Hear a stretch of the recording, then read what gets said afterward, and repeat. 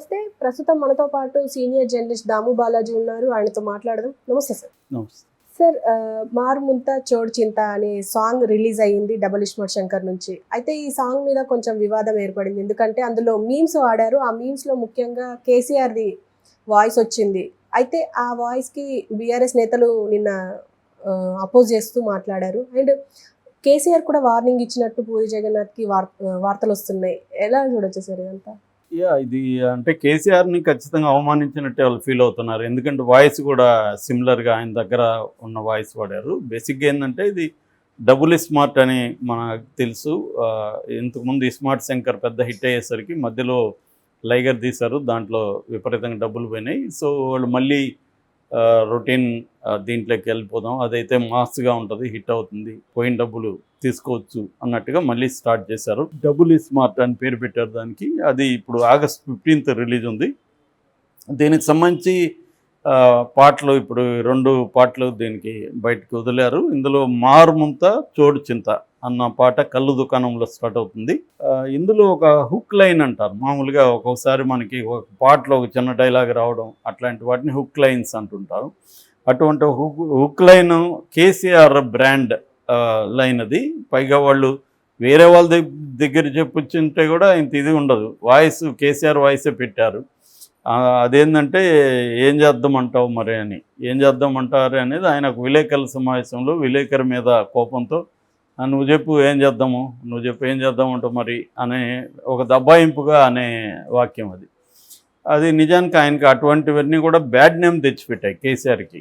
విలేకరుల సమావేశాలు చాలా చోట ఆయన అహంకారం అనే ఒక నెరేటివ్ బయటకు పోవడానికి ఇట్లాంటి పని చేస్తాయి. అంటే విలేకరులు ఎవరైనా ఒకవేళ వాళ్ళకి తెలియకుండా అజ్ఞానంతో కూడా అడగచ్చు. అడిగినప్పుడు దానికి సమాధానాలు చెప్పాలి తప్ప వాళ్ళని చాలా దారుణంగా అవమానకరంగా హ్యూమిలేట్ చేస్తూ మాట్లాడడం.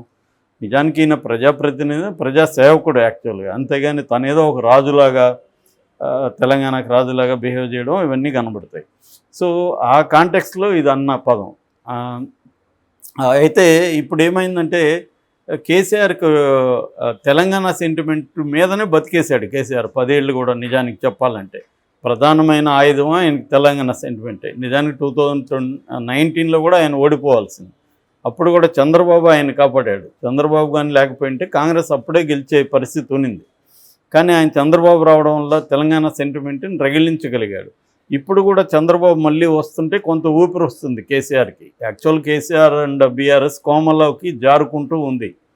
ఎందుకంటే ఆల్రెడీ 10 మంది ఎమ్మెల్యేలు వెళ్ళిపోయారు, 6 మంది ఎమ్మెల్సీలు వెళ్ళిపోయారు, ఇంకొక 10 మంది పైన లాగేసుకుంటే అసెంబ్లీలో విలీన కార్యక్రమం జరిగిపోతుంది. అట్లాగే కవిత 4 నెలలుగా జైల్లో ఉంది. కవితను బయటికి తీసుకొచ్చే పరిస్థితి లేదు. ఒకప్పుడు కవితను అరెస్ట్ చేస్తే తెలంగాణ తల్లిని అరెస్ట్ చేసినట్టు అన్న నెరేటివ్ తీసుకెళ్లారు. కానీ ఎవడు ఇక్కడ క్యారీ చేయట్లేదు. ఇంకా కావాల్సిందే ఆమెకు 1 year అన్న జైల్లో ఉంటే కానీ వెళ్తకపోతారు, దాన్ని కామెంట్లు వినిపిస్తున్నాయి తప్ప ఎక్కడ సింపతి లేదు ఓవరాల్గా. సో అంటే ప్రజల్లో డైరెక్ట్గా కావచ్చు, ఇండైరెక్ట్గా కావచ్చు, లేదా సబ్కాన్షియస్గా కావచ్చు ఒక వ్యతిరేకత కేసీఆర్ పట్ల లేకపోతే బీఆర్ఎస్ పట్ల ఉంది. దాని నేపథ్యంలో చూసినప్పుడు ఇటువంటి పాటకు సంబంధించి కూడా రావాల్సినంత వ్యతిరేకత రాల. అదే కేసీఆర్ ప్రభుత్వంలో ఉంటే పూరీనే ధైర్యం చేసి ఉండకపోవచ్చు కేసీఆర్ మీద. ఒకవేళ పెట్టినా కూడా తీవ్రంగా ఈ పాటికి అల్లర్లే జరుగుండేవి. కానీ ఇప్పుడు ఎవరు పట్టించుకోవట్లేదు అంతగా. ఓన్లీ బీఆర్ఎస్ వాళ్ళే, అది కూడా పెద్ద స్థాయిలేం కాదు, కొంత స్పందనలు వచ్చాయి. కేసీఆర్ నుంచి వార్నింగ్ వచ్చిందని చెప్తున్నారు. కేసీఆర్ను డైరెక్ట్గా చేసి ఉంటాడని నేను అనుకోవట్లేదు. మేబీ కేసీఆర్కి దగ్గర ఉన్నవాళ్ళు వార్నింగ్, కేసీఆర్కి కూడా కోపం వచ్చిందని చెప్పుండొచ్చు పూరికి. మేబీ పూరి కూడా ఇవన్నీ ఆలోచించకుండా పెట్టి ఉంటాడా అనేది డౌటే. ఎందుకంటే పూరికి కూడా తెలుసు ఇది పెడితే ఎలాంటి రియాక్షన్ వస్తుందని. రాని అప్పుడు తీసేద్దాం అనుకుని ఉంటారు. ఎందుకంటే అక్కడ లైన్ తీసేయడం వల్ల కొంపలు మునిగేది ఏం లేదు, పాట ఫ్లో మిస్ అయ్యేది ఏం లేదు. కళ్ళు దుకాణంలో సరదాగా ఉండే ఒక అట్లాంటివి కొన్ని వేలు వచ్చాయి తెలుగులో. అటువంటి ఒక ఐటమ్ సాంగ్ అంటారు కదా, ఐటమ్ సాంగ్ అది. కాబట్టి దాంట్లో ఆ లైన్ తీసేసిన వల్ల వచ్చేదేం లేదు. దానివల్ల ఇప్పుడు కొన్ని కోట్లు పెట్టినా కూడా రాని పబ్లిసిటీ సినిమాకు వచ్చింది. సో ఆ రకంగా రేపు ఓపెనింగ్స్ ఉంటాయి. నాకు తెలిసి పూరి కూడా తీసేస్తాడు ఆ లైను. ఇంకొంత పబ్లిసిటీ రాని ఇంకా బాగా జరగని అనుకుంటారు. అయిపోయినాక లైన్ తీసేస్తున్నాం, క్షమించండి, హర్ట్ అయింటే మా ఉద్దేశం అయితే అది కాదని ప్రకటించే అవకాశం ఉంది. ఇవన్నీ కూడా ఏంటంటే కాంటెక్స్చువల్గా చూడాలి మనం. మామూలుగా అయితే ఇప్పుడు దీన్ని బేస్ చేసుకొని చాలామంది ఏం మాట్లాడుతున్నారంటే ఆంధ్రుల దురహంకారం ఇంకా పోలేదు, వాళ్ళు మళ్ళీ ఇప్పుడు రైజ్ అవుతున్నారు, కేసీఆర్ పోగానే వాళ్ళకి మళ్ళీ ఇది వచ్చింది, రైజ్ అవుతున్నారు అన్న నెరేటివ్తో కొంతమంది మాట్లాడుతున్నారు. నిజానికి సినిమా లేదా సాహిత్యమేమో జనరల్గా లోకలైజ్డ్ సాహిత్యం ఉంటుంది. ఏ ఏ ప్రాంతాల వాళ్ళు ఆయా జీవితాలని డిపిక్ట్ చేసేటప్పుడు ఆయా భాష వాడతారు. మామూలుగా అయితే తెలుగు అనేదే ఒక తెలుగు అనేది ఏమీ లేదు. తెలుగు అనేది 100 రకాలుగా ఉంది. మా ఊర్లో ఫర్ ఎగ్జాంపుల్ మా ఊర్లో 1930లో స్కూల్ పెట్టారు ఒక జమీందారు. అందువల్ల మా ఊర్లో నాకంటే ముందే ఒక 40-50 బ్యాచ్లు చదువుకున్నారు. సో ఆ లాంగ్వేజ్ అంతా మారిపోయింది. ఇప్పుడు నాది చిత్తూరు జిల్లా అంటే ఎవరు నమ్మరు చాలాసార్లు. చాలామంది విజయవాడ అంటారు, నెల్లూరు అని అడుగుతారు, అలా అడుగుతుంటారు. కానీ ఎక్కువసేపు మాట్లాడితే నా దాంట్లో 1-2 వస్తాయి. కానీ మా పక్కన 4-5 ఊర్లలోకి మా ఊరికి మా చిన్నప్పుడే లాంగ్వేజ్లో తేడా ఉండేది. ఎందుకంటే మాది కొంత కరప్ట్ అయింది లేదా సొఫిస్టికేషన్ అయింది, ఎలాగన్నా చెప్పచ్చు. నేను కరప్ట్ అయిందనే చెప్తాను. అంటే మా లాంగ్వేజ్ కరప్ట్ అయింది. ఒరిజినల్ లాంగ్వేజ్ ఎడ్యుకేటెడ్ లాంగ్వేజ్కి వచ్చి తేడా వచ్చేసింది. వాళ్ళది అది కరప్ట్ కాబట్టి అప్పుడే మాకు తేడాలు కనబడేది, విచిత్రంగా ఉండేది వాళ్ళ భాష మాకు, మా భాష వాళ్ళకి. కాబట్టి ఇలాగ తెలుగు అనేది ఏదని లేదు, కానీ బ్రాడ్గా ప్రాంతాలకు సంబంధించిన లాంగ్వేజ్ని ఐడెంటిఫై చేస్తాం. సో ఐడెంటిఫై చేసినప్పుడు గతంలో విలన్స్కి ఏం భాష పెట్టేవాళ్ళు, ఆంధ్ర భాష పెట్టిన సందర్భాలు ఉన్నాయి. ఇప్పుడు సత్యనారాయణ కానీ లేకపోతే రావు గోపాలరావు వీళ్ళు ఏ భాషలో విలనీ చేశారు తెలుగులో? సో కోస్తా భాషలో చేశారు, ఉత్తరాంధ్రలో చేశారు. పైగా తమిళ ఇండస్ట్రీ అంతా తమిళనాడులో ఉంది. తెలుగు మొన్నటి వరకు 90s వరకు కూడా మన తెలుగు ఇండస్ట్రీ తమిళనాడులో ఉంది, చెన్నైలో. అందుకని ఆ చుట్టుపక్కల లాంగ్వేజ్ మాది చిత్తూరు జిల్లా, మాది బార్డర్ తమిళనాడుకి 10 కిలోమీటర్లు మా ఊరికి తమిళనాడు బార్డర్. అందువల్ల షూటింగ్లు అంతా మా ఏరియాలో జరిగేవి. 6 ప్రాజెక్ట్ ఉండేది, అక్కడ జరిగేది. కాబట్టి ఈ లాంగ్వేజ్ కూడా ఆటోమేటిక్గా వెళ్ళేది. అట్లాగే కామెడీకి కూడా అప్పుడు తమిళ తెలుగు మిక్స్ చేసిన ఒక భాష ఉండేది, బైలింగ్వల్ దీంట్లో. అది వాడేవాళ్ళు. పిన్నోడు ఆ పిన్నోడు వచ్చాడా, ఇట్లాంటి లాంగ్వేజ్ వాడేవాళ్ళు. తర్వాత నెల్లూరు స్లాంగు, చిత్తూరు స్లాంగు, ఉత్తరాంధ్రాది అన్నీ వాడేశారు.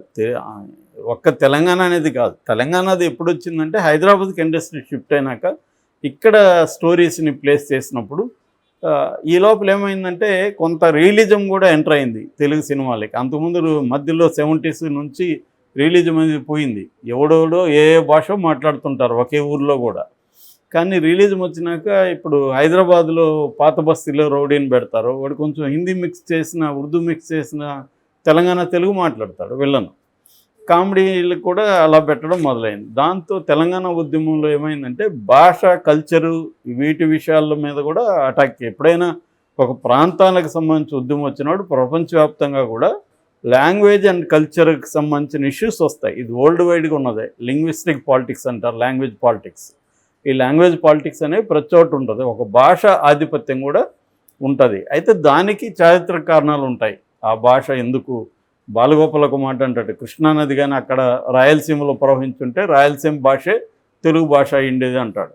అంటే ఆ సంస్కృతిని బట్టి ఇప్పుడు బ్రిటిష్ వాళ్ళ కల్చర్ ఎందుకు ప్రపంచవ్యాప్తంగా వచ్చింది, వాళ్ళు పరిపాలించారు కాబట్టి. మనం తెలుగు వాళ్ళు పోయి ఇంగ్లాండ్ను, అమెరికాను పరిపాలించుంటే మన భాష అక్కడ తెలుగు మాట్లాడేవాళ్ళు అమెరికాలో. సో ఇదంతా కూడా హిస్టారిక్ కాంటెక్స్ట్లోంచి అర్థం చేసుకోవాలి. దీన్ని ఏంటంటే మరీ ఓవర్ జనరలైజ్ చేసి చూడాల్సిన పని లేదు. అతను ఏదో సరదాగా పెట్టాడు, కాంట్రవర్సీ అయితే అవని సినిమాకి ప్రమోషన్ వస్తుంది అనుకొని చేసుంటాడు. అంతకంటే ఏదో ఒక సంస్కృతిని దెబ్బతీసేయాలమని సినిమా వాళ్ళు పెడతారని నేను అనుకోవట్లేదు. నేను కూడా సినిమా ఇండస్ట్రీలో 20 ఏళ్ళుగా పనిచేశాను. కాబట్టి వీళ్ళేదో ప్లాన్ చేసుకొని రాయలసీమని మన సినిమా ద్వారా దెబ్బతీసేయాలి అని కూడా సినిమా తీయడు. దీనివల్ల మనకి ఉపయోగం ఉంటుందేమో అనుకొని తీస్తారు. బట్ దాంట్లో కూడా ఆధిపత్య ధోరణి ఉంటుంది. ఎందుకంటే బిగినింగ్లంతా ఎక్కువగా బ్రాహ్మణ సమాజం నుంచి రైటర్సు, తర్వాత కమ్మ సెక్షన్ నుంచి ప్రొడ్యూసర్లు, డైరెక్టర్లు రావడంతో వాళ్ళకి తెలియకుండానే వాళ్ళ కల్చర్లో పెడతా ఉంటారు. ఇప్పుడు మాకు చిన్నప్పుడు పంచదార అంటే మాకు చిర్రెత్తుకొచ్చేది, ఇదేంద్ర పంచదార, ఎవడిక్కడ పంచదార అంటాడు, మేమంతా చక్కెర అంటాం. పంచదార పంచదార అని ఉంటుంది, వర్జ్యం అని ఉంటుంది. ఇట్లాంటి పదాలంతా సినిమాలో ఉంటే మాకు అసలు ఏం అర్థమయ్యేది కాదు, తిక్కలేసేది ఏంద్రా వీళ్ళ భాష అని. సో అది ఇప్పుడు రాయలసీమలు తీస్తే రాయలసీమలు లాంగ్వేజ్ పెట్టారు మళ్ళీ. అట్లాగే తెలంగాణ నుంచి కూడా ఇప్పుడు బలగం కావచ్చు, చాలా సినిమాలు వస్తున్నాయి కదా వరుసగా. కాబట్టి ఆయా ప్రాంతాల నుంచి సినిమాలు తీస్తే కొంతవరకు పెట్టగలరు వాళ్ళు కూడా. ఇప్పుడు తెలంగాణ నుంచి వచ్చేవన్నీ కూడా తెలంగాణ కంప్లీట్ లాంగ్వేజ్ పెడితే మిగతా వాళ్ళు కూడా చూడాలి కదా. అందువల్ల ఇవాళ మెల్లగా మారుతుంది. ఇప్పుడు పుష్పాల కంప్లీట్గా చిత్తూరు స్లాంగ్ పెట్టారు. చిత్తూరు వాళ్ళకి తప్ప ఎవరికి ఆ భాష కంప్లీట్గా అర్థం కాదు, అయినా అది హిట్ అయింది.